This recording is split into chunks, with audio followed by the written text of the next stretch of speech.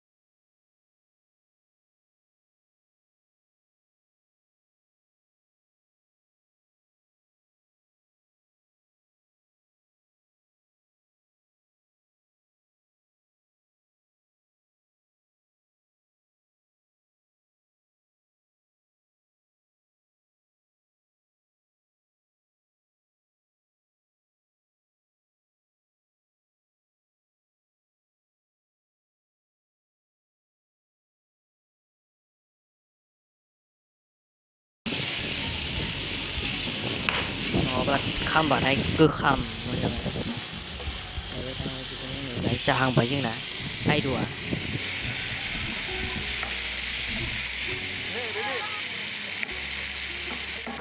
ओमफ्राय दसे खोबना दोनसै आरो गाइस मथा-मथि दै खोबना दोनसै आरो दानिया दै होनसै जोङो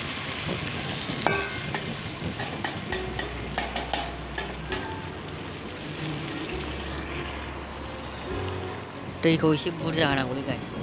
मानोना एसे बुरजा होबा माने टेस्टआ एसे बांसिन गोथाव जायो बेदराबो गुरै जायो नालाय गोथावसिन माने मस्ला-मस्लिफ्रा मोजाङै मोनफ्रुयो आरोखि आफ्टार 5 मिनिट्स गाइस एसे बोखारनानै नायबाय जोङो नै एसे मोदोमफ्रु मोदोमहांखाबाय दैया बुरजायैनो दंबावो एसे रानबावनांगौ दं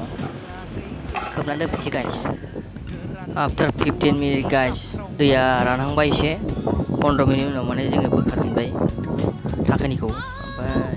मोनहांबाय मोननाया गोथाव मोदोमफ्रु मोदोमथारबाय देन्जार गोथाव जाखासिगोनलै गाइस माने धाबा स्टाइल आरो गाइस माने धाबा स्टाइल संनाया एसे आलादा जादों जोंना माबाया दैया रानहांबाय एसे बिदैया माबायदि जोबोद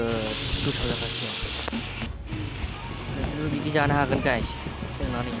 आंनि मडेल आंनि धाबा स्टाइल बायदि